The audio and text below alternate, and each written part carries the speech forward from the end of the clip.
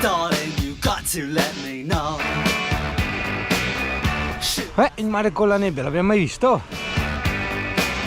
If you say that you are mine, I'll be here till Uno dei maggiori vantaggi del lavorare in proprio, perlomeno del fare il mio tipo di lavoro in proprio, devo dire che un'antica, ma veramente antica abitudine si è persa nei corsi di questi ultimi decenni. C'era una volta un cormorano che anche lui aveva problemi col suo ano, come la puntata dell'estetista. Cormorano a parte, l'abitudine che un tempo si usava prendere era quella di alzarsi presto la mattina. Allora, inizialmente, alcuni tipi religiosi in vari punti del mondo lo facevano per vivere il momento dell'alba, ok?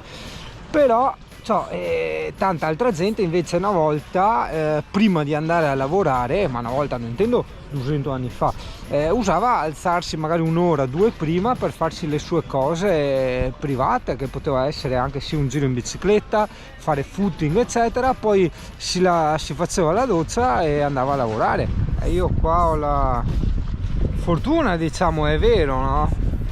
Che il cane ti spinge a uscire, no? Cioè, che ti porta fuori dal buco interiore e fisico che ti crei nella vita. Se ne era parlato una volta, non so perché, ero andato in questo convegno sull'archetipo del cane e dove si parlava della differenza tra il cane e il gatto, che il gatto ti rinchiudeva, ossia ti invitava a stare a casa, no? Ti faceva più voglia di impigrirti, hai capito, di cercare il tuo loculetto, no? Dove star là a solazzarti al calduccio, mentre il cane invece è un animale un po' più esplorativo, ok? E ti spinge appunto a esplorare, quindi anche con la scusa di portare fuori il cane si fanno conoscenze, ma conoscenze non vuol dire amici o che dopo non so ti inviti al matrimonio, sperando insomma che non te sposi, ma a parte quello,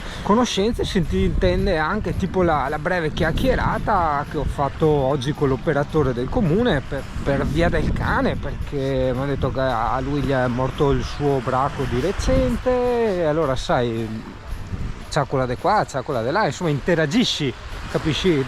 Comunque anche lì riempi un po' la tua vita, che la separi dalla solita monotonia, no? E quindi le dai un senso, perché prova a immaginare cos'è la vita e cos'è la morte. La morte è l'estremo della monotonia e del silenzio. Il silenzio in fondo è anche monotonia, no?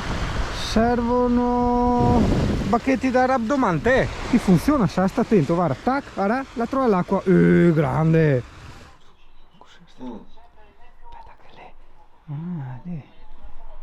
Aspetta, perché le diventa l'uomo del business, sì, non è mestiere. Comunque ricordate che ho fatto la canzoncina. Dopo ricordate la canzoncina. Hai solo che la velocità di carica è un po' più lenta. Abbiamo già fatto anche impianti che con 400 al litio noi carichiamo con DC da 30 e carica, non c'è problema. È solo che è un po' più lento, tutto lì.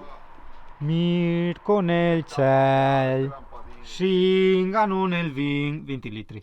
CP, lamentate, è il cadavere vitaminizzato con l'olio di oliva bio, che per me è quasi una bestemmia perché c'è tutta una cagata sta moda del bio, e il formaggio grana sgrattugiato, snasa, che pappe, che buone, cosa dice la lingua? Pappe di Emi, vogliamo pappe di Emi, dai, via, eccola, via, aspetta che non mi butto per terra come sul solito, e buon appetito a tutti! Oscurità. L'azienda Mirko Camper Service ti fornisce anche il servizio di bed and breakfast, solo che il bed ti ha portato da casa e il breakfast anche, al massimo ti offre il pranzo.